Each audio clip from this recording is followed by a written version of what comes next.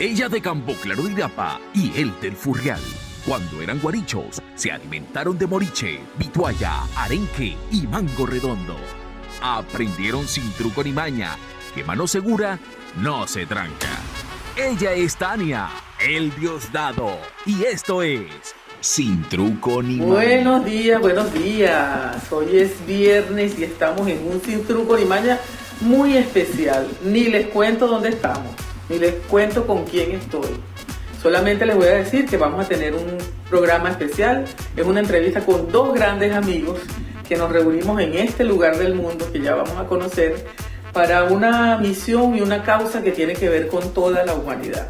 Una causa donde nuestro país, donde nuestra Venezuela tiene algo que decir. Donde el trabajo que día a día hacemos hombres y mujeres, ese trabajo por la paz, por la construcción, por el avance, por la producción, por la creatividad, por la resiliencia heroica del pueblo venezolano, pone su granito de arena para que la humanidad consiga un rumbo alejado de la guerra, alejado del supremacismo, alejado del egoísmo, alejado de la maldad. Un mundo para la vida, un mundo posible. Bueno, mi primer invitado, les cuento que es un mayor general del ejército bolivariano. Él mismo dice que es criado en la Academia Militar del Comandante Supremo Hugo Chávez. Es casado, tiene 2 hijos, es piloto del ejército de helicópteros y trabajó con el comandante Chávez y con el comandante Maduro muy de cerca, pero tiene una particularidad y no fue a propósito que nos encontramos aquí. Él nació en Irapa, en el estado Sucre. Actualmente es el embajador de Venezuela en Rusia, tiene ya 3 años y es Jesús Rafael Salazar Velázquez. ¿Cómo está, embajador? Hola, diputada. Feliz de tenerla aquí en Moscú y feliz de tener a mi mayor bien amor en Moscú. Bueno, ya presentaste al segundo invitado. No importa. Pero dinos primero, ¿dónde estamos? ¿En qué ciudad estamos? Estamos en la ciudad de Sochi, territorio de Krasnodar, al suroccidente de Rusia, y a 4 horas de vuelo de Moscú. Nos encontramos en esta ciudad del territorio de Krasnodar, atendiendo una invitación que hizo el Partido Rusia Unida al Partido Socialista Unido de Venezuela para integrarse al movimiento por la libertad de las naciones. ¿Cómo es esta ciudad? Cuéntanos un poquito. Bueno, esta ciudad es una ciudad balneario que se encuentra en el Mar Negro, a orillas del Mar Negro, con un corredor que llega a la frontera con la República de Abjasia, donde también tenemos responsabilidades diplomáticas, y tiene como característica que su temperatura siempre es mucho más agradable que la temperatura corriente de Moscú y que se toma para desarrollar actividades deportivas, actividades políticas, actividades de reuniones. Es una ciudad muy atractiva. De hecho, hay planes siempre del gobierno ruso de invitar para acá personalidades de alto nivel, a realizar actividades, discusiones políticas. La verdad es que es muy bonita. Yo todavía no la conozco porque he estado trabajando aquí desde que llegué, pero vamos a conocer parte de esta ciudad. ¿Qué hace o cómo se siente un nacido en Irapa que se crió comiendo músculo guisado con bola de plátano cuando se ve aquí en Rusia y en esta ciudad turística internacional? ¿Cómo se siente? Yo sé que usted lo dice con mucho orgullo también, porque usted también comió bastante músculo con bola allá en Campo Claro y en Irapa. Y de verdad que me siento bastante feliz, pero a la vez muy comprometido porque la misión que el presidente Nicolás Maduro y que nuestros poderes públicos nos asignaron por mandato de nuestra Constitución de la República Bolivariana de Venezuela connotan un momento histórico de gran importancia para la historia de la humanidad. Y Rusia ahora mismo es la punta de lanza del mundo multipolar. Acaba de finalizar en el 2024 una presidencia pro tempore de BRICS que fue brillante. Resplandeció la presidencia pro tempore de Rusia en el BRICS. Y como lo dijo el presidente Nicolás Maduro cuando asistió a la cumbre de Kazán en el marco del BRICS, pues apostamos al equilibrio del universo plasmado en el mensaje bolivariano de la Carta de Jamaica. Así es, el equilibrio del universo de Bolívar, el mundo multipolar y pluricéntrico de Chávez y el mundo multipolar naciente que dice el presidente Nicolás Maduro. Bueno, el segundo invitado ya sabemos quién es, se llama José Gregorio Bielma Mora, es también un oficial del ejército bolivariano, pero es diputado de la Asamblea Nacional, nacido en Caracas, pero criado en Táchira, ¿verdad? Es héroe del 4 de febrero, porque así nosotros mencionamos a quienes participaron conjuntamente con el comandante Chávez en esa gesta de liberación de la nación que fue el 4 de febrero y es el autor de este libro que ya comentamos aquí en Sin Truco ni Maña, Victoria de la Unión Soviética sobre el ejército fascista alemán, una historia que trataron de ocultarnos. Esto es todo lo contrario de lo que hemos visto en las películas de Hollywood. Lo de las películas de Hollywood no es verdad y el diputado Bielma Mora recogió aquí esta historia que además de clarificadora, de verdad que es muy hermosa. Hay que reconocerle al pueblo ruso este sacrificio, de eso vamos a hablar dentro de un ratico, pero bueno, Bielma Mora, recordado además porque fue el primer presidente del CENIAT que tenía una actuación pública, ¿se acuerdan? Empezó a cerrar negocios, a poner orden allí, porque es una persona muy, dicen todos sus compañeros, muy disciplinada. ¿Cómo te sientes, Bielma? Bueno, muy contento primero de acompañarte y descubrir cada día algo muy importante de ti, tu dedicación, tu constancia y tu amor a la revolución, pero sobre todo esa conciencia grande que quieres llevar de Venezuela en el mundo, y eso es muy importante, satisfactorio, y por supuesto que estamos aquí acompañándote en Rusia porque estamos fortaleciendo, dinamizando y dándole credibilidad al concepto de la multipolaridad.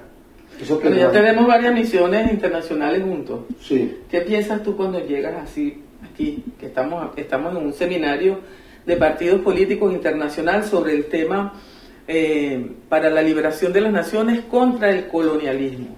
Ya lo vamos a hablar, pero ¿qué piensas tú cuando llegas así aquí a Rusia, a Corea del Norte fuimos, y te acuerdas del Bielma Mora de la Academia Militar?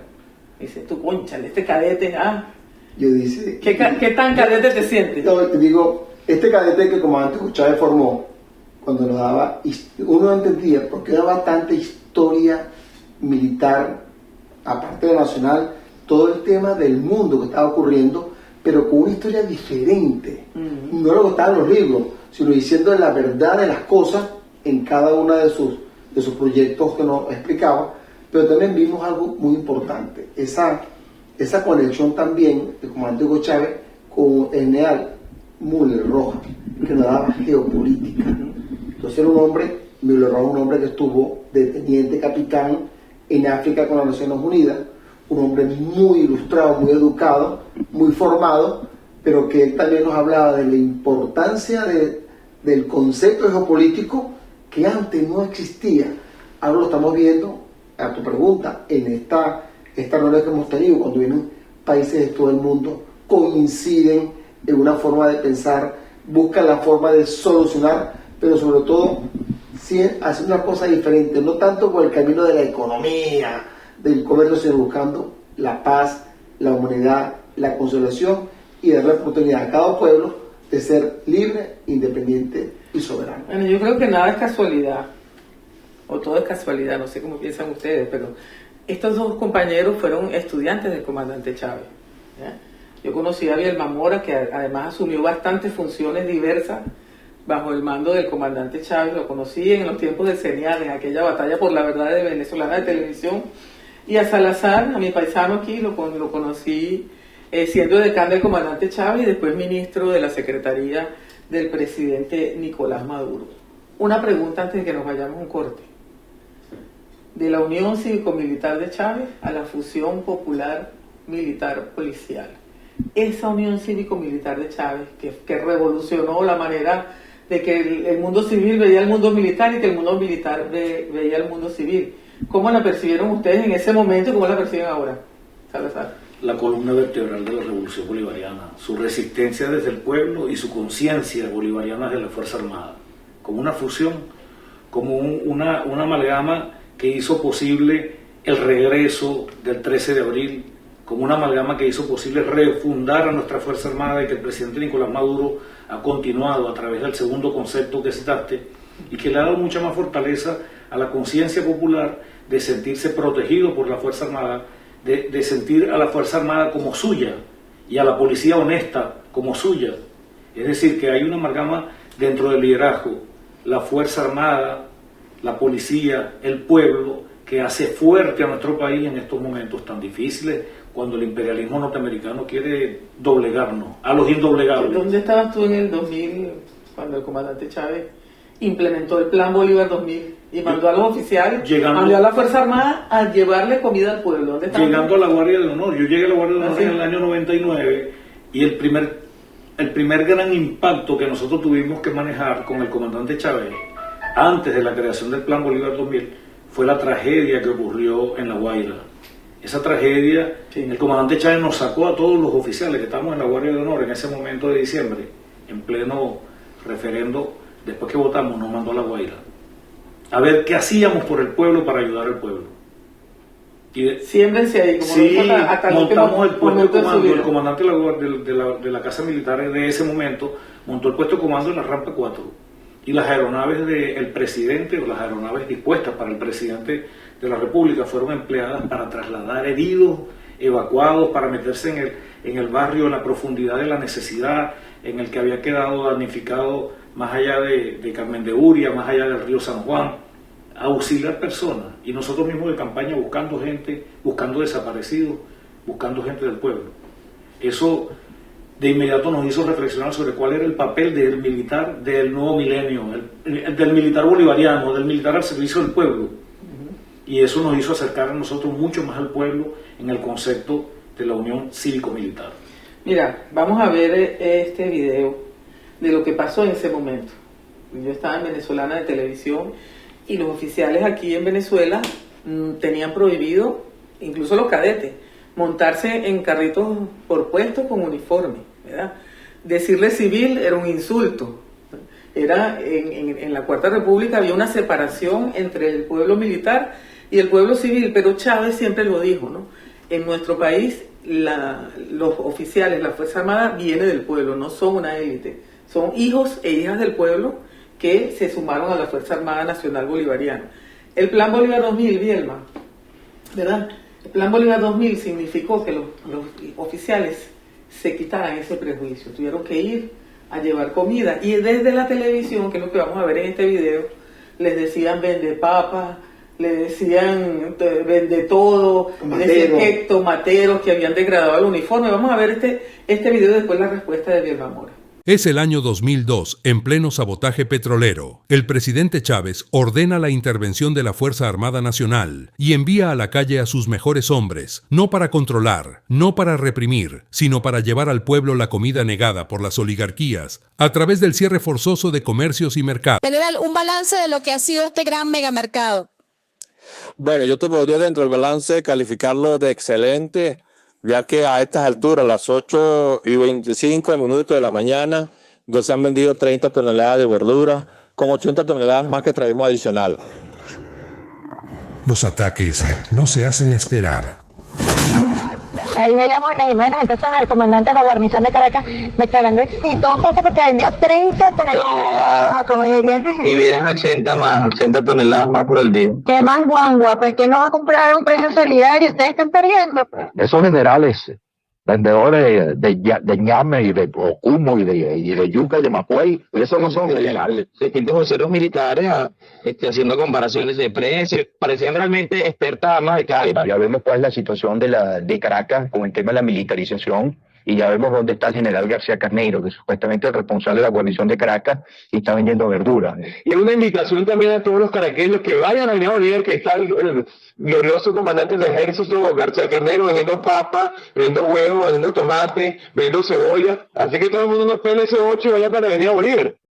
Vielma, vende papas, verduleros, que qué vergüenza los oficiales de la Fuerza Armada, más todas las cosas que dijo ese señor ahí en la televisión. ¿Desde dónde viviste todo ese momento? Bueno, primero que hay que ver la esencia fundamental de eso primero que te acabo de decir muy bien, de la unión cívico-militar, y después viene a la fusión popular militar-policial. ¿Qué ocurre? Que la columna vertebral, como dice el general Salazar Velázquez, es el nacimiento de la patria, y el nacimiento de la patria nace prácticamente en los aforos militares, en la lucha de la independencia, que fue grandiosa, donde realmente eran militares y civiles, ahora pueblo que se hacía héroe en cada hazaña, en cada batalla. Incluso el Libertador hablaba mucho del tema de la unión. Él hablaba de la unión de los patriotas, pero separadamente, unidos para poder hacer patria, o si no estamos unidos, la anarquía nos va a devorar. Entonces él hablaba mucho del tema de la unión. Eso es el comandante Chávez, la unión cívico-militar. ¿Y por qué cívico y después militar? Porque todos los militares venimos de los cívicos, como tú lo acabas de decir muy bien, del pueblo, de la aldea, de lugares humildes, y se forja de ese esfuerzo académico, ese esfuerzo intelectual, pero sobre todo ese esfuerzo patriótico. Y también decir, ¿no? Incluso, mire, como te echaba una vez, hablando del amor por el pueblo, era un día domingo, en la mañanita, y nos para frente a el barrio que está del Valle, de la Caeña, y nos decía, ahí vive gente nuestra, pero con amor, ahí vive nuestra gente que trabaja, están nuestros soldados, con una emotividad muy grande, y eso fue labrando. Incluso a nosotros no nos importaba que nos dijeran tomateros, verberos, ahora están cortando carne, ahora están entregando pantaletas. Nosotros eso no nos hizo daño, porque la gente no sabía qué venía después. Hugo Chávez Frías ha formado académicamente y doctrinariamente lo que ahora todos los ejércitos del mundo hacen, que es atender a las poblaciones, asistirlas. Comandante Chávez es prácticamente el padre de eso. Otro elemento importante es cuando tuvimos en el Plan Bolívar 2000, que lo manejamos, era también enseñar al pueblo a trabajar. Entonces usted empezó a ver un pueblo que empezaron a construir, a pintar. A la formación militar se trasladó también. Sí, pero con cariño. Incluso él nos decía, la pedagogía del amor hay que darle al pueblo. Entonces nos fue bien, nosotros aprendimos mucho, estamos agradecidos. Hay que escribir sobre las enseñanzas, las experiencias bonitas del Plan Bolívar 2000, que era la construcción de un país, la reconstrucción de un país. Fue hermoso, no solamente para temas trágicos, como tú mencionaste muy bien, esa vaguada terrible de la Guaira y parte de Oriente, ¿no? Yo tengo que contar ahí, yo estaba cubriendo como periodista en una agencia de noticias, trabajaba yo ahí, y me tocó la guardia de ese día. Bueno, no todos llegamos, porque en Caracas también hubo desastre y muchos no pudimos llegar, y entonces hubo un momento en el que no sabíamos dónde estaba el comandante Chávez, porque todavía no estaba controlada la situación del clima, y él se montó en un helicóptero, porque así era, y se fue para La Guaira personalmente a hacer la inspección. No sé si ustedes se acuerdan de eso.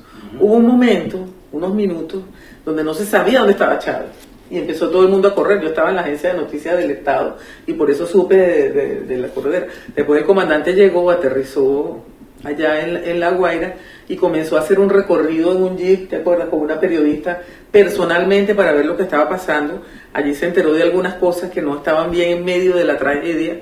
Porque se desató en aquel momento, había criminalidad fuerte, se desató el crimen, y hubo la respuesta, bueno, y él tomó los correctivos ahí. Pero ese era Chávez, el que siempre iba frenteando, siempre estaba adelante. Ustedes fueron alumnos de él en la academia. Orgullosamente. Ajá. ¿Cuál fue la enseñanza más sólida que tú crees que te dejó Chávez? El rescate a Bolívar, el amor por los libertadores. Cuando Chávez cuenta que él tenía en alguna oportunidad en su vida un sueño de ser pelotero, que se vino a Caracas para ser pelotero, y después que conoció a Bolívar en la academia militar, él recondujo su orientación de la vida y de lo que él quería hacer. Eso nos lo transmitió a las generaciones que nos graduamos en los años 80. Todas las generaciones que nos graduamos en los 80, 90 y principios de los 90, recibimos lo que Chávez llamaba, y Pérez Arcay lo escribió, el general en jefe, pero Arcay lo escribió, el fuego sagrado. Esa llama del fuego sagrado que arde dentro de cada venezolano que ama al libertador, que ama a sus libertadores, y ama la gesta de independencia de los que lo dieron todo, del general Cedeño y Plaza en Carabobo, que se inmolaron. Todo el que siente ese fuego sagrado, eso tuvo que ver con las enseñanzas del comandante Chávez en la academia militar, y de esos oficiales que lo seguían. Entre otros me atrevería a nombrar a Ronald Blanco La Cruz, que eran oficiales para nosotros excepcionales, eran para nosotros los mejores referentes en ese momento, pero eso estaban bajo la tutela del comandante Hugo Chávez. O era él o eran los oficiales. ¿Era estricto Chávez? Chávez era exigente, con un amor profundo por el prójimo. El que le tuviera miedo a Chávez o el que se atreviera a tenerle miedo a Chávez era porque no lo entendía. Pero Chávez era profundamente humano, como un ser humano que viene de las entrañas del pueblo. Un ser humano excepcional. Excepcional, de lo que Chávez contaba. Se conmovía con el sufrimiento. Con el sufrimiento de cualquier tipo. Lo hacía suyo. Sí, señor. Yo lo hacía suyo, sí. De verdad que para mí Chávez era el amor a la patria llevado, como lo dijo Ali en su canción, el amor por la patria llevado a la gran altura. Por el prójimo, por la patria, por el sentimiento del fuego sagrado del sacrificio de nuestros libertadores y por el desprendimiento de Simón Bolívar. Mi mayor bien Mora, que ha sido mi amigo, mi hermano, profesor superior durante largos años y en la Academia Militar. Y yo no sabía eso cuando vinimos aquí. Sí, de verdad que hemos aprendido muchísimo. La promoción del 87, la promoción general de brigada Tomás Montilla Padrón tuvo una influencia muy directa en la formación de mi promoción, porque ellos estaban en tercer año. Y tengo el placer y el orgullo de compartir con una persona de la talla de Vilma Mora, que como usted lo destacó ahorita, Tania, es una expresión de disciplina suprema. Sí. Pues Chávez era así. Chávez nos transmitió la disciplina, nos transmitió el amor por la patria, el amor por el prójimo, el amor por el pueblo. Yo recuerdo que cuando llegué a la Guardia de Honor, ahí acababan de fundar una división del Estado Mayor que se llamaba Atención al Ciudadano. Y eso era para recibir cartas, atender problemas, porque no había una estructura, no existía una estructura que le diera respuesta al pueblo. No, ahorita el presidente Nicolás Maduro perfeccionó todo esto, y aquello era en la división de atención al ciudadano. Cualquier oficial que llegara a la Guardia de Honor, el comandante le dio instrucciones al comandante de la Guardia de Honor que primero tenía que pasar 3 meses en atención al ciudadano para que sintiera el clamor del pueblo. En la madrugada se iba. En la madrugada se iba para a revisar las cartas y a regañar a medio mundo y a levantar gente a la madrugada porque no se ha resuelto esto, porque no se ha resuelto lo otro. Mira, vamos a escuchar al comandante Chávez hablando de la Academia Militar, ¿verdad? Vamos a escucharlo hablando de lo que significa ser un soldado, ¿verdad? ¿Cómo es el lema de la Academia Militar? La Academia Militar forja hombres y mujeres dignos y útiles a la patria. Y después me dice Vilma Mora, ¿tú eres en este momento más civil o más militar? Lo más profundo que yo aprendí en esa queridísima Academia Militar fue a amar profunda infinitamente a mi patria. Comenzaba un experimento aquí, comenzaba una transformación aquí en este patio, en estas aulas, en esta casa profunda. Y por el azar de la vida vine yo a caer aquí. Yo quería ser pelotero, era tribilín, era mi sueño. Aquí fue donde uno comenzó, a hacerse hombre, a cuajarse, a hacerse soldado y a hacerse patriota y bolivariano. Y yo estaré ligado toda mi vida a este patio, a este sentimiento, a ustedes, cadetes de ayer, repito, cadetes de hoy, cadetes de siempre. Aquí llegó Hugo Chávez, como decía él, ese tribilín entró aquí, a esta academia.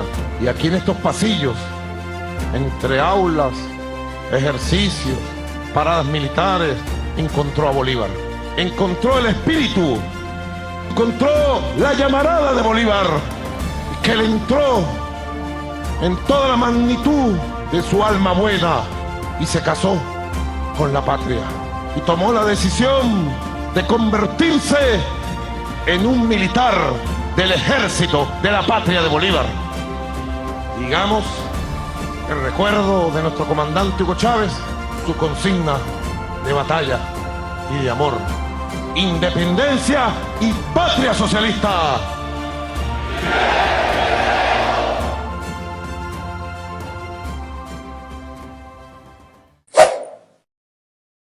Entonces, bien, ¿más civil o más militar?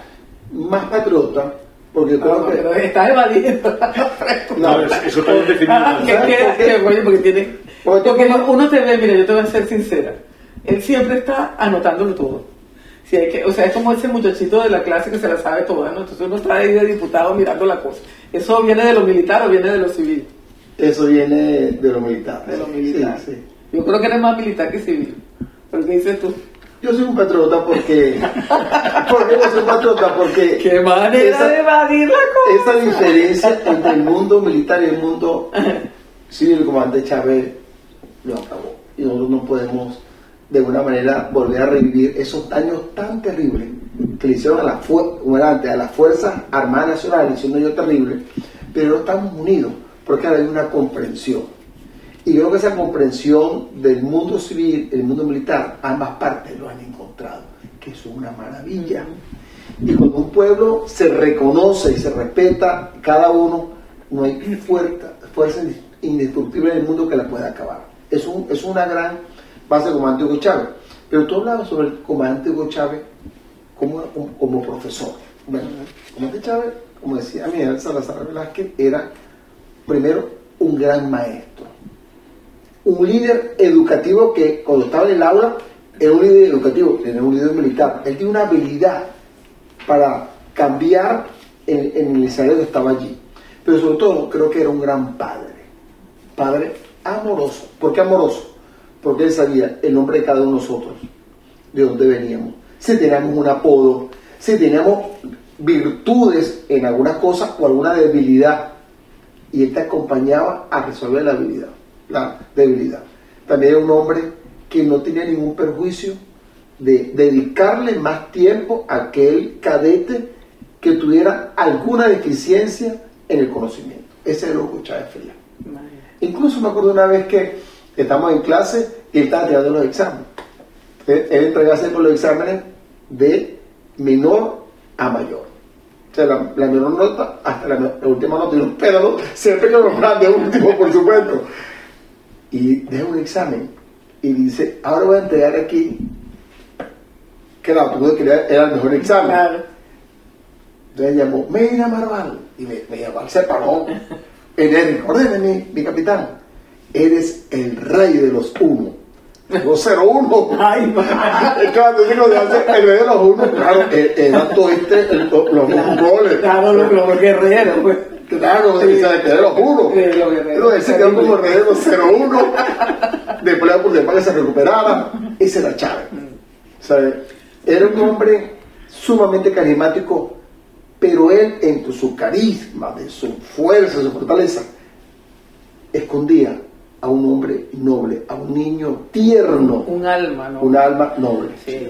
Mira, yo creo que esa fusión popular militar policial que tenemos ahora, la Unión Cívico-Militar que comenzó por allí, en ese momento del Plan Bolívar 2000, tuvo un hito, ¿no? Porque hay que contarle a las nuevas generaciones, algunas aquí presentes, ¿verdad?, que Venezuela tenía un nivel de pobreza alto y un nivel de pobreza extrema alta. Además, cuando el comandante Chávez llegó al poder, el gobierno estaba saqueado, no tenía recursos el gobierno para la atención social. Entonces el que venía de la Fuerza Armada envió como primera misión a esa Fuerza Armada a que fuera a atender al pueblo. Pero allí, yo te digo, yo lo cubrí como periodista, el pueblo militar se vio a los ojos con el pueblo civil y recordó sus orígenes y se recordó de la casita donde venía de Irapa o de donde tú naciste, exactamente, de donde naciste. Y el pueblo civil vio que sus hijos militares, que ya habían tenido la experiencia terrible del 27 de febrero cuando los mandaron a matar, ¿verdad?, ese pueblo pues vio que vinieron a tenderle la mano y se quedaron los muchachos ahí. Entonces creo que eso marcó, esa acción que yo la vi en vivo y en directo en la Avenida Bolívar, marcó esto que hoy estamos escuchando de estos dos oficiales. Que tenemos que hablar de Rusia porque estamos en Rusia, ¿verdad? Tenemos que hablar de este libro que reivindica la historia de Rusia, tenemos que hablar de lo que significa Rusia hoy en el contexto geopolítico. Vamos a empezar por ahí, embajador. La significación de Rusia, de Venezuela, en ese nuevo mundo multipolar naciente que dice el presidente Nicolás Maduro. Bueno, el testigo que recibió Maduro, el Putin que recibió a Chávez y ahora recibe a Maduro. ¿Cómo lo ves? Cuéntenos. Sí, nosotros tenemos una relación con Rusia bastante histórica o bastante larga, que se cuenta técnicamente desde el punto de vista del establecimiento de las relaciones diplomáticas de 1945 acá, como 80 años de relaciones diplomáticas formales.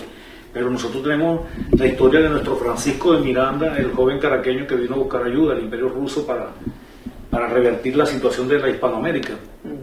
Y se hizo amigo de los gobernantes, de los militares, se hizo amigo de las personas que mandaban en el Imperio Ruso. De hecho, el cónsul español acá en Rusia, al enterarse de la presencia de Francisco de Miranda, que era un objetivo del Imperio Español, por sus ideas y por lo que ocurrió en sus momentos de desatar de ese ejército conquistador y colonialista, Miranda era como un hombre buscado por el ejército español. Y aquí el cónsul se enteró y le pidió a los rusos que le entregaran a Miranda. Y Catalina le entregó fue un pasaporte de coronel de caballería del ejército ruso, Francisco de Miranda, y lo invistió como ruso. Entonces, posterior a Miranda vienen aquellas cartas del presidente José Pedro Monaga al zar Alejandro. Él recibió un título militar aquí en Sí, Miranda es en los registros rusos coronel de caballería del ejército de la reina. ¿Pero fue un gesto diplomático o peleó en las batallas también? No, fue un gesto diplomático de protección a Miranda. Y luego tenemos en la historia el intercambio de cartas entre el presidente de Venezuela, José Pedro Monaga, y el zar Alejandro I, de reconocimiento a nuestra independencia. Luego de 1945 para acá hubo un tiempo de relación diplomática que tuvo altos y bajos, pero que podemos señalar como un hito importante, la llegada de la revolución bolivariana y de Hugo Chávez a dirigir el país, porque se encuentra con este joven líder, Vladimir Putin, en el marco de Naciones Unidas, de la Asamblea General de Naciones Unidas, y a mí me contaron aquí una anécdota desde la Cancillería, que el comandante Chávez sabía que el presidente Putin practicaba artes marciales, sí, y se le acerca y lo saluda y le dice: mira, Vladimir, ¿cómo está tu judo? Yo no estaba allí, pero eso me lo contaron aquí en la Cancillería. Y él le dice: está muy bueno, si quieres probamos aquí. Chávez: no, ya va, solamente te estoy preguntando. Pero fue una ruptura del hielo con un líder que también venía irrumpiendo en la recuperación de la Rusia postsoviética, y que de inmediato le dijo al comandante Chávez que quería que lo visitara aquí en Rusia y que viniera en visita de Estado. Y Chávez estuvo aquí en su primera visita desde el 15 de mayo de 2001. No sé en cuál contexto fue, pero hay una imagen donde ellos se vienen encontrando así de mandatario a mandatario, y Chávez le hace un gesto de cara, te creo que ya como presidente. Cuentan los rusos que en Naciones Unidas. Fue Naciones Unidas. Sí. Sin embargo, bueno, el presidente Nicolás Maduro debe tener mayores testimonios de esto, porque acompañó a mi comandante Chávez en todo este andar, y ya estos líderes visualizaban lo que venía, el mundo multipolar, lo que venía. Chávez nunca tomó como un hecho consumado el fin de la historia, ni la ideología única, el capitalismo se impuso, no, siempre había una ventana de que el mundo iba a cambiar.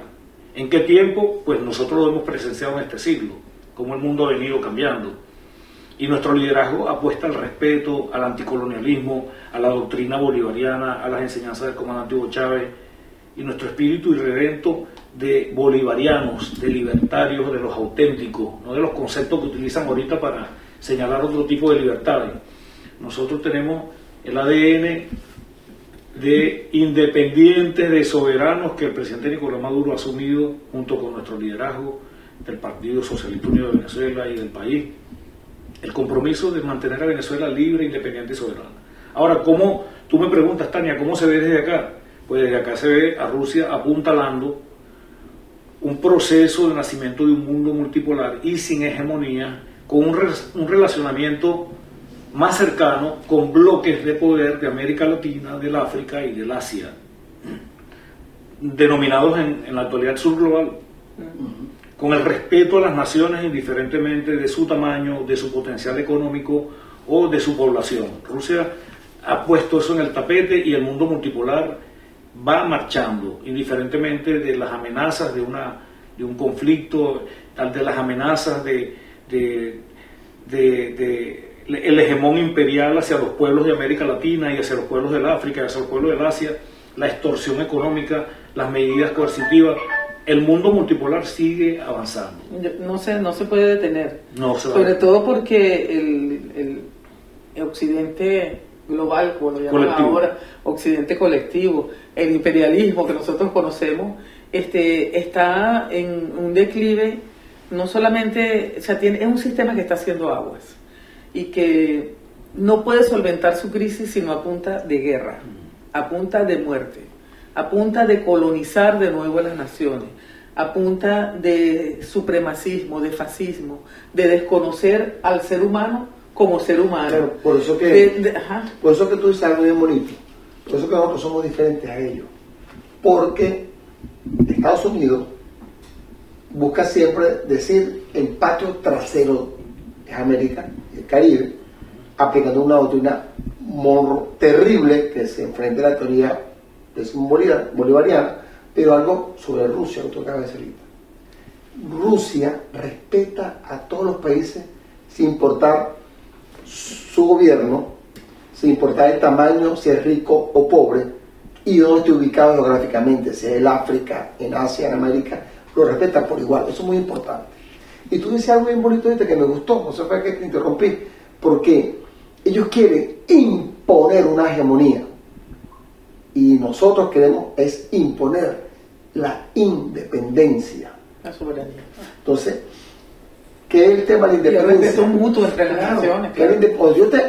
Nosotros somos, incluso, hablando del tema de patriotas, soberanos, revolucionarios, ¿qué viene primero? Ser independentista. Eso es lo mejor, incluso cuando uno estudia Ho Chi Minh, cuando uno estudia Mao Zedong, hablan de la parte ser independentista. Pero es que nosotros lo tenemos en el ADN, claro, por eso. Nosotros lo tenemos en el ADN de la resistencia indígena, desde los procesos de la revolución de emancipación nuestra. Nosotros lo tenemos independentista, y el ejemplo de Bolívar es sacrificarlo todo, siendo el hombre más rico de Venezuela. Sacrificarlo todo para que tuviéramos independencia con un proyecto de patria distinto, fuera de la hegemonía del Imperio Español. Eso es el primer ejemplo, nosotros lo tenemos en el ADN nacional. Claro, y por eso cuando uno está en estas reuniones y ve que nos invitan a una actividad de un movimiento por la paz, por la humanidad, es más, claro, viéndonos prácticamente en el mismo nivel de conversación, de oportunidades, de asistencia, de cooperación. No es que te va a dar un dinero para después cobrártelo y mandar después los buitres a saquear a tu país. No, es una especie de corresponsabilidad que el comandante Hugo Chávez inventó. El tema de la corresponsabilidad. Otro elemento importante es también que aquí podemos combinar la astucia o digamos así, la igualdad entre el comandante Hugo Chávez y el presidente Vladimir Putin cuando ellos empezaron a conversar. De este siglo. Claro, eso no lo decía nadie. Está muy fácil, está ya. El fin de la historia, la teoría de que la teoría Fukuyama, y con eso estudiamos nosotros que el fin de la ideología. Ellos nunca se creyeron ese bluff del imperio decadente. Nunca se lo creyeron. Y lo que está diciendo mi mayor bien Mora, desde acá podemos presenciar el hecho del respeto y la solicitud de respeto desde una nación fuerte a las otras que pretenden mantener el hegemón hacia las naciones independientes. Este foro se llama Por la Libertad de las Naciones, contra el colonialismo y las formas neocoloniales. Así es. Entonces, ustedes pueden conseguir aquí interactuar con países, con partidos políticos de países soberanos que luchan por esos ideales de independencia, de soberanía y de anticolonialismo. Vamos a escuchar al presidente Vladimir Putin para seguir conversando aquí con estos dos amigos. Se pone buena la cosa, ya entramos en la geopolítica. El mundo ha cambiado y la unipolaridad ya es algo del pasado. Así lo diagnosticó el presidente ruso Vladimir Putin y lo detalló su ministro de Defensa, Sergei Shoigu, en sus alocuciones ante los participantes en la 10ª conferencia de Moscú sobre la seguridad internacional. La participación de alrededor de 130 países en las actividades patrocinadas por el Ministerio de Defensa de Rusia, incluida la conferencia de Moscú sobre seguridad internacional, ha demostrado que Rusia no está aislada y que no lucha sola por un mundo multipolar.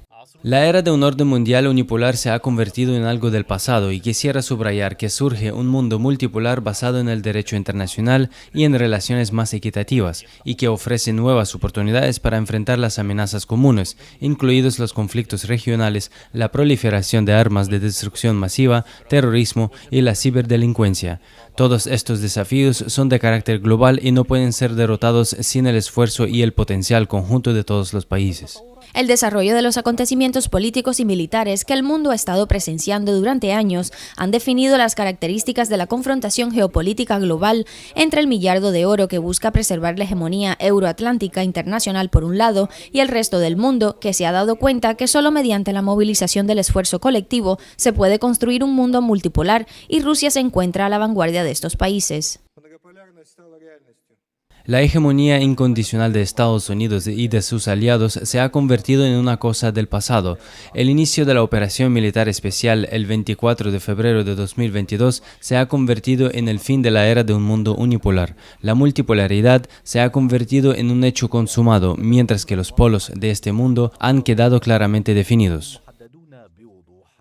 En un momento en el que aumenta la dependencia de los europeos de Washington, las relaciones entre los países de Asia, África y América Latina se fortalecen con la presencia de potencias activas como Rusia, China, Irán y otros, lo cual coloca realmente al mundo ante una nueva realidad internacional. Bueno, ahí está el planteamiento del presidente Putin hoy día. El presidente Nicolás Maduro está, y nosotros como venezolanos y venezolanas tenemos también una propuesta propia, original, como lo dice el árbol de las tres raíces, ¿no? Como decía el maestro Simón Rodríguez, humildemente, pero tenemos una propuesta que ofrecerle al mundo que no solamente decimos es posible, es concreta, la estamos construyendo a pesar de las dificultades. Venezuela tiene su aporte en este mundo porque por allí tengo otro libro, ahora lo voy a mostrar, que se llama En defensa de Bolívar, y se preguntaban por qué atacan a Bolívar. Porque hoy hay academia, medios de comunicación, campañas de guerra sucia contra el Libertador, como las hubo desde que él estaba en la batalla por la independencia, que por eso sacó el Correo del Orinoco, que estaba siendo desprestigiada. Bueno, porque en Bolívar estaba la semilla de este pensamiento anticolonialista, antiimperialista, incluso Bolívar liberó a los esclavos, a pesar de que ahora dicen que no. Bolívar incorporó a las mujeres a la batalla, aunque ahora digan que no. Me explico, Bolívar hablaba de la mayor suma de felicidad posible, de la mayor suma de estabilidad política y de la mayor suma de seguridad social. Era un pensamiento revolucionario que hoy día tiene vigencia y que significa también un aporte contrahegemónico, refiriéndonos al capitalismo, importante. Bien, Mamora, la verdad también tiene que ver con toda esta batalla. En la guerra híbrida, bueno, en todas las guerras la primera víctima es la mentira, dicen ustedes los militares. Pero ahora el campo de batalla, la primera víctima es la verdad, ¿cierto? De culpa. Ahora el campo de batalla está esencialmente en la batalla de la mente. Tú escribiste este libro para contarte la verdad. Bueno, este libro refleja primero el respeto al pueblo soviético, segundo la gratitud que no hemos podido compensar con el pueblo soviético al poder escuchar con atención más de 27 millones de soviéticos muertos. Y hay algo bien particular, la gente que pide invasiones y guerra. Esos 27 millones de muertos que puso el pueblo soviético, 15 millones fueron mujeres y niños y ancianos. Otros 2 millones fueron hombres que no estaban prácticamente metidos en la contienda, pero los que estaban en la Fuerza Armada eran 10 millones. Pero yo lo que quiero resaltar es el número importante de hombres, mujeres y niños que murieron en la guerra por culpa del fascismo, de la ambición, del poder, y todo comienza como todos los combates que hacen los imperialistas y que hacen los fascistas: conquistar los recursos de los hidrocarburos. Ese era el primer plan que tenía Adolfo Hitler. El segundo era acabar con todas las industrias y hacerse de la industria pesada de la Unión Soviética, y el tercero, lógico, acabar con el Ejército Rojo. Esa operación relámpago del 22 de junio de 1941, por supuesto, rompiendo el tratado que ellos hicieron de no agresión, de paz entre ambos países. Pero, ¿qué también habla este libro? Primero, para comprenderlo, explicamos cómo buscamos toda la información de los archivos, que fueron casi 2 años y medio. Segundo, lo que tiene que ver con explicar el tema del colonialismo, o sea, cómo se estructura, cómo hace una farsa, cómo tergiversa la narrativa, la historia que tú acabas de decir. Y después hablamos sobre el fascismo, lógicamente, de Antonio Gramsci, para después hablar de 4 grandes batallas, partiendo de Stalingrado, ¿verdad?, hasta conquistar y llegar a Berlín. Esta es una narrativa muy importante, una narrativa que reivindica al sacrificio de la Unión Soviética. ¿Para qué? Para darnos la paz. ¿Usted se imagina en este momento que no hubiese encontrado la resistencia y la convicción? Allá iba. ¿Qué hubiese pasado si no resiste el pueblo ruso, no vence al fascismo en aquel momento, ¿verdad? Hace 80 años, ¿qué hubiese pasado? ¿Qué mundo tendríamos hoy?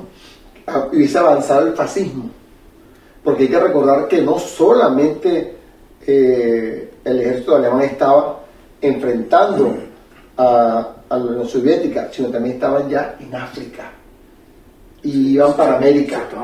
Entonces ya estaban en eso. Imagínense lo terrible que hubiese ocurrido en el mundo en este momento. Creo que es inimaginable. Primero, la destrucción, diezmar poblaciones, acabar con razas, acabar con personas que ellos, pues yo le decía incluso a los soviéticos que eran subhumanos, ni siquiera humanos, o sea, que era lo peor de lo mismo que dijeron a los indígenas de América y por eso exterminaron. Y a nosotros nos llaman delincuentes y narcos también. Claro, es la mutación de la narrativa para imponer una idea mundial y justificar invasiones, intervenciones y colonialismo.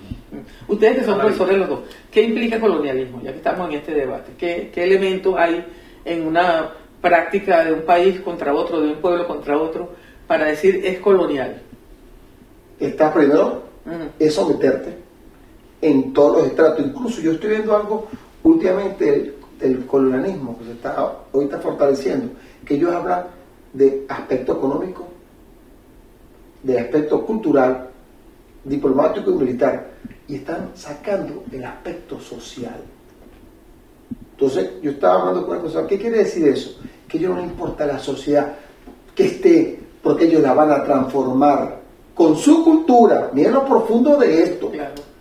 Entonces cuando uno ve estos esquemas de todos los fascistas que están dando vueltas en este momento en el mundo, excluyen la parte social.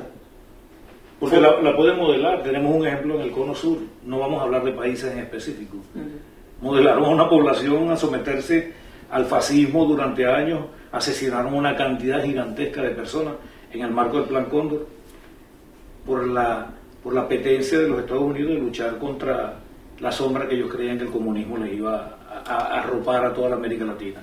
A mí me llama la atención. Luchar contra Miranda, la idea que las ideas a mí me llama la atención. Estoy muy agradecido también de un regalo que me hizo mi mayor de Mamora, de este libro, porque aquí hay algo bien interesante que destacar sobre el colonialismo cultural, el colonialismo del que habla mi mayor Vilma Mora en uno de los ámbitos del colonialismo cultural.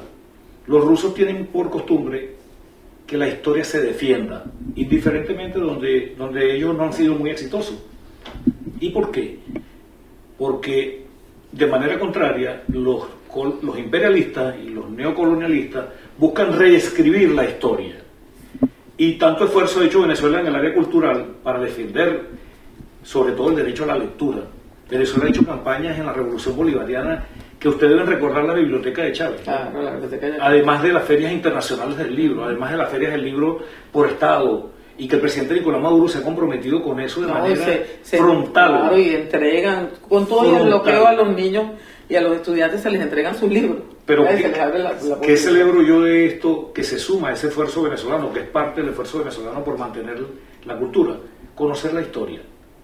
Aquí el presidente Putin, en el cierre del Foro Internacional de San Petersburgo en 2023, le preguntó a la gente que si vieron Juego de Tronos, la serie esa de Juego de Tronos, y la mayoría de la gente levantó las manos.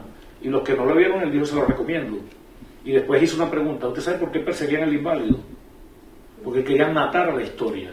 Querían matar la historia de lo que se sabía, porque el inválido, el muchacho que quedó discapacitado, representaba una semblanza del pasado con proyecciones hacia el futuro, con memoria del pasado y hacia el futuro.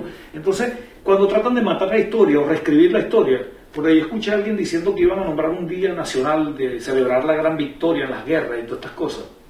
Eso no se puede ahorita en el mundo multipolar al que apostamos, en el mundo de la velocidad de las comunicaciones y de las redes sociales, de la alta tecnología. Nosotros no podemos pensar que alguien pueda reescribir la historia y que Hollywood siga haciendo el estrago que hacía para Occidente de envenenar a la gente solamente con su producto cultural colonialista. Nosotros tenemos aquí un estudio de investigación que refleja un sacrificio y toda una historia gloriosa de resistencia para acabar con el fenómeno nazista, colonialista, fascista, y que está documentado en teóricos como Gramsci. He observado un libro que ha traído mi mayor Vilma Mora a Rusia, que lo presentó en Caracas, que ya tú lo habías destacado sin truco ni maña. Pero que para mí me va a servir de un repaso histórico de lo que aquí ocurrió y de lo que yo he visto. ¿Y el fascismo hoy? ¿Y el neocolonialismo hoy? Pues el neocolonialismo hoy tiene que ser combatido. O sea, se repite la historia, le toca a Rusia otra vez, A Rusia le ha tocado defenderse del fascismo y de la nueva forma de fascismo, y de un intento de asedio neocolonial en su frontera, donde iban a tomar como una bisagra de articulación para tener la cercanía del alcance de las armas de la OTAN a Rusia. Nosotros estamos enfrentando ahorita una especie de intento colonial o neocolonial, pero es con otro propósito, en el ámbito que citaba mi mayor Vilma Mora, de los ámbitos de ese colonialismo, la parte económica, de apoderarse de los más grandes recursos en hidrocarburos que hay en la América Latina y en parte del mundo, claro. Y en parte del mundo, porque no es un secreto, pero la dignidad, la resistencia del pueblo, la unión cívico-militar policial, el liderazgo del presidente Nicolás Maduro, de la vicepresidenta, del capitán Diosdado Cabello, héroe de nosotros, del 4 de febrero, del presidente del Parlamento y de cada uno de ustedes, se ha hecho sentir en estas latitudes del mundo. Cada vez que yo me reúno en la Cancillería, ellos destacan la dignidad, la fortaleza y el respeto del liderazgo venezolano para hacer valer la soberanía, la independencia y la libertad. Claro, porque apropiarse de los recursos no lo van a lograr. Pasa por apropiarse de la conciencia. Sí. Pasa por colonizar, por neutralizar lo que tú eres en esencia, por neutralizar tu origen indio, tu origen de pueblo, tu origen de Irapa, por borrarlo, se lo hicieron a nuestros indígenas, y por sustituirlo por un modelo cultural que no es propio, que es impuesto, ¿verdad? Que casi siempre está basado en el miedo, en la negación del yo, y someterte, pues, es esclavizarte. Ahí entra lo que dijo el capitán Diosdado Cabello ayer. Mi capitán dijo en su programa más dando que ya se quitaron la máscara, ya no es la narrativa del Tren de Aragua, no es la narrativa del narcoterrorismo, ahora la narrativa es el cambio de régimen. ¿Para qué? Para imponer un gobierno títere y que pueda moldear los otros espacios del colonialismo que comentó mi mayor Vilma Mora, en lo cultural, en lo político y en lo económico, hacer el país que ellos quieren. No van a poder. Claro, pero es el tema de la guerra híbrida. Sí. ¿Por qué ocurre esto? Mira, yo quería intervenir en esta, no recuerdo allí, y para decirle el tema del fascismo. El fascismo está ahora más presente que nunca. Cuando un presidente dice, no se va a llamar más Secretaría de Defensa, sino Secretaría de la Guerra. Y la guerra es la máxima expresión de sometimiento de un poderoso, de un hegemón para generar miedo, terrorismo, envenenar tu mente, pero sobre todo al final, cambiar lo social bajo el esquema cultural, te mete el tema religioso, te mete en Hollywood, formas de vestir, formas de comer, monedas que te quieren imponer una moneda para que tu signo monetario se acabe, y el fascismo está ahorita más fuerte que nunca en tres elementos importantes: derecha extrema, ultraderecha, derecha radical, que están haciendo con mucha fuerza en Europa y que pretende cada día, en el caso de Rusia, que coincidimos, y Venezuela, con falso, con mentira, con fake news, por ejemplo. Eso que Venezuela tiene unos carteles de delincuentes, o tiene el tema de droga, todas esas cuestiones que ellos inventan. Pero ¿cuál es la narrativa sobre Rusia? ¿Cuál es? La mafia rusa.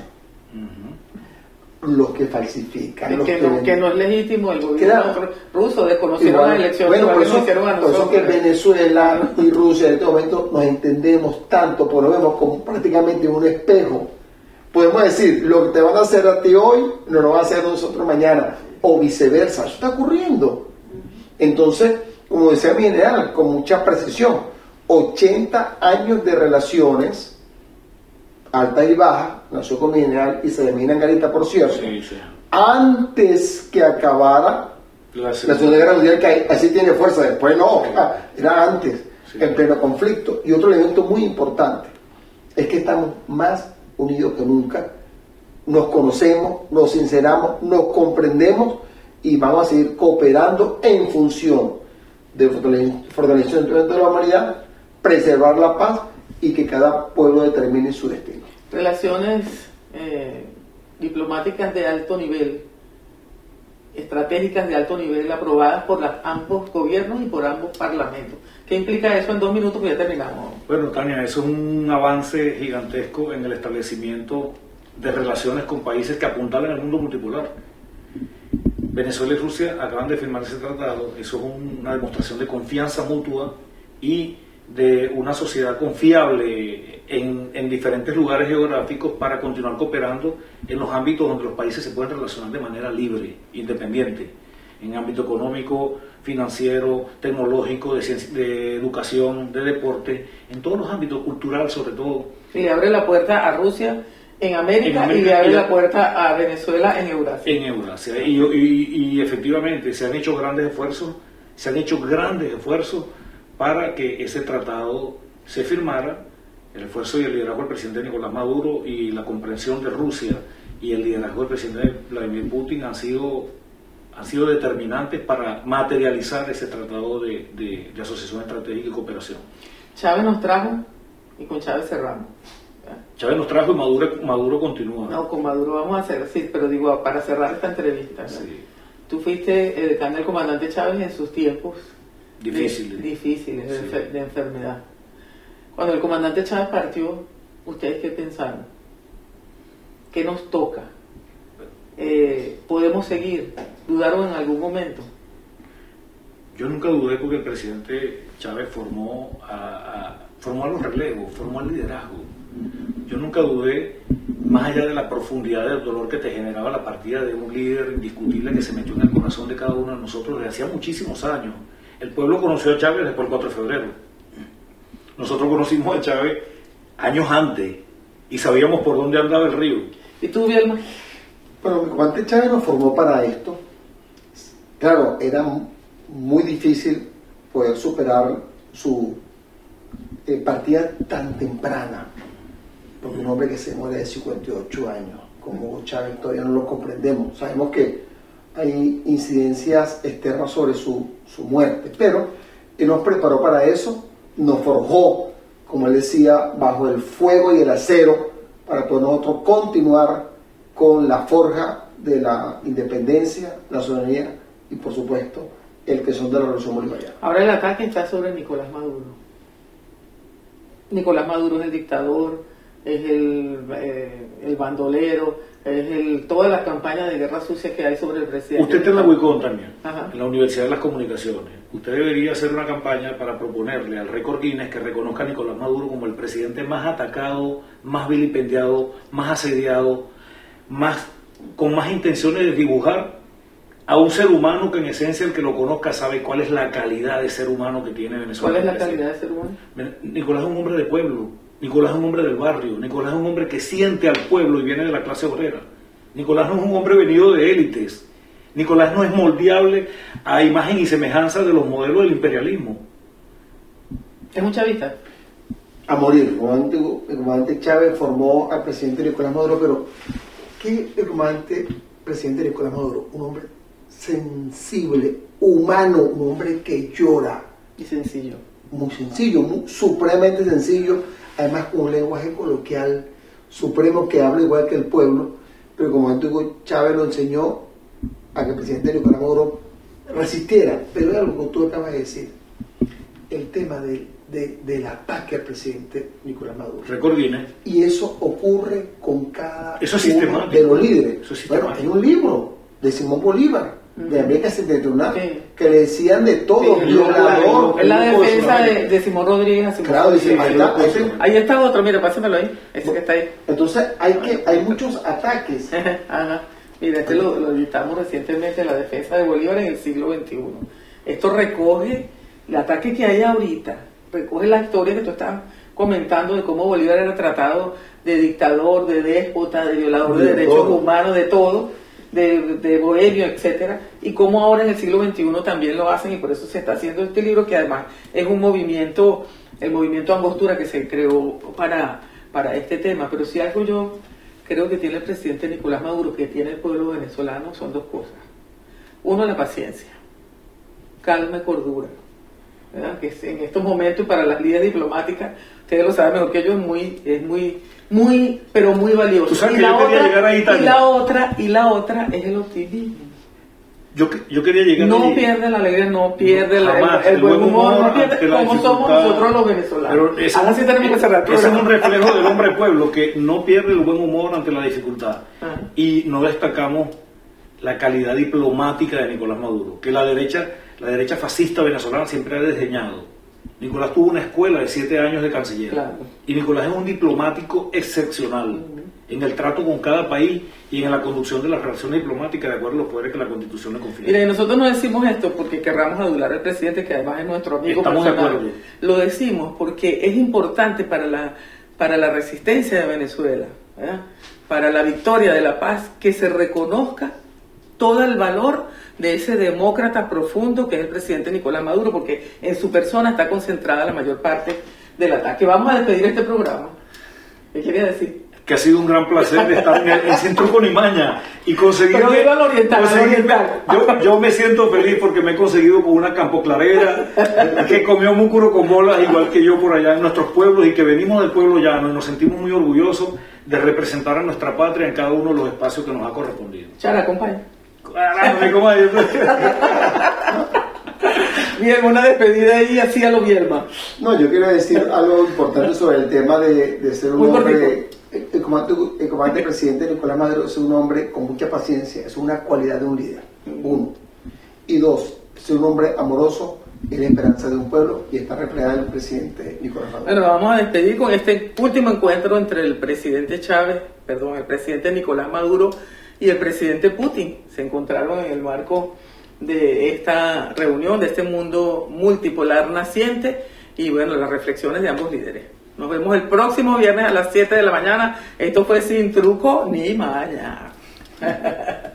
Putin y el presidente de la República Bolivariana de Venezuela, Nicolás Maduro Moros, firman el acuerdo entre la Federación de Rusia y la República Bolivariana de Venezuela sobre la cooperación y asociación estratégica.